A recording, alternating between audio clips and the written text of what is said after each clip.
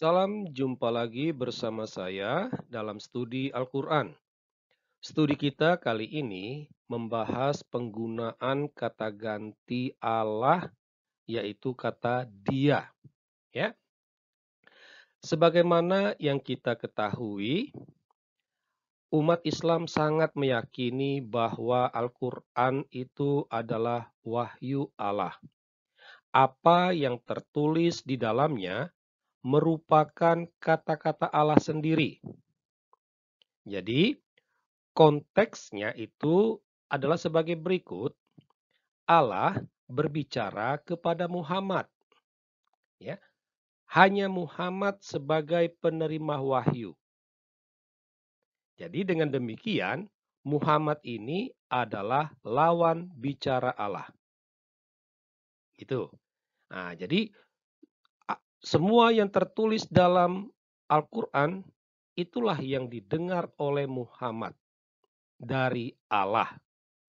Nah, sangat menarik kalau kita me, me, melihat penggunaan kata ganti untuk Allah yang digunakan oleh Allah dalam Al-Quran, dalam setiap wahyunya.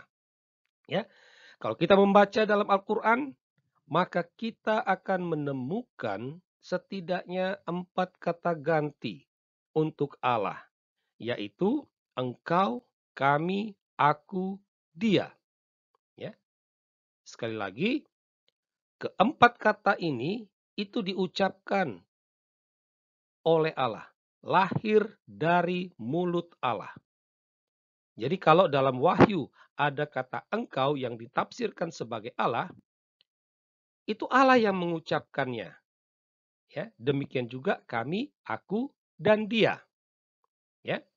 Nah, pada studi kita kali ini, kita hanya fokus pada kata ganti dia yang ada dalam surah pertama sampai surah ke-57.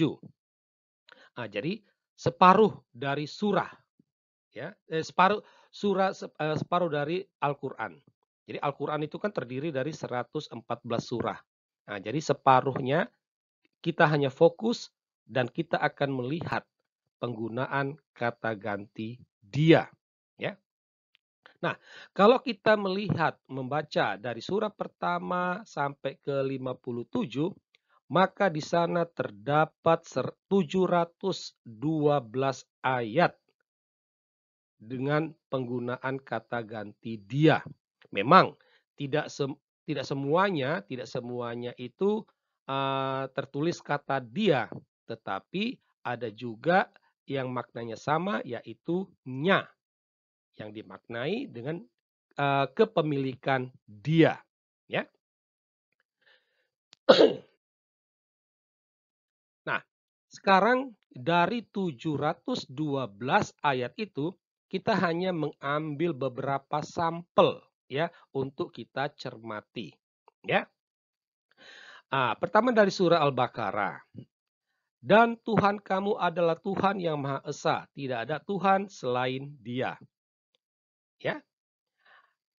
Dari surah Al-An'am, dan dialah yang menurunkan air dari langit, lalu kami tumbuhkan dengan air itu segala macam tumbuh-tumbuhan. Ya.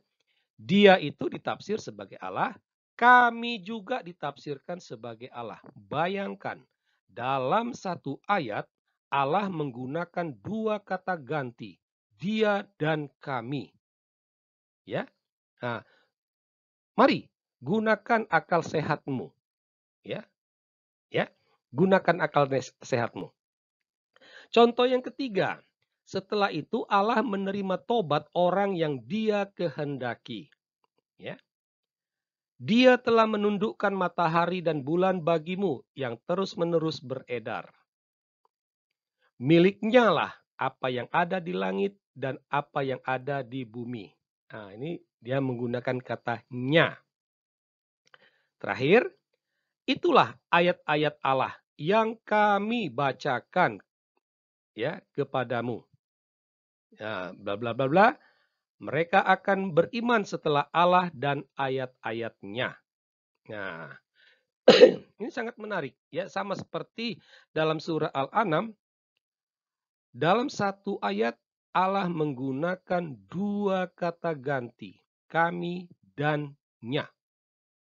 Ya. Jadi sekali lagi harus diingat, harus disadari, semua yang tertulis ini diucapkan oleh Allah, ya, diucapkan oleh Allah. Nah, mari gunakan akal sehatmu. Mari kita berpikir logis, ya. Jadi waktu itu Allah berkata kepada Muhammad, dan Tuhan kamu adalah Tuhan yang Maha Esa, tidak ada Tuhan selain Dia. Ya. Dia telah menundukkan matahari. Siapa dia itu? Dia itu adalah Allah. Jika yang berbicara juga adalah Allah, dan yang dikatakan itu juga adalah Allah, maka haruslah dikatakan Allah ada dua. Ya, logis ya? Jika yang berbicara adalah Allah, dan yang disebut itu juga adalah Allah, maka ada dua Allah. Nah, berhadapan dengan problem ini, sering kita mendengarkan ulama-ulama Islam berasionalisasi, ya. Mereka mengatakan bahwa oh itu diucapkan oleh Jibril. Jibril itu adalah utusan Allah. Ingat, sebagai utusan yang disampaikan itu adalah kata-kata yang mengutus. Nah, mari kita lihat sekali lagi. Kita ambil sampel dari surah Al-Baqarah. Dan Tuhan kamu adalah Tuhan yang Maha Esa. Tidak ada Tuhan selain Dia.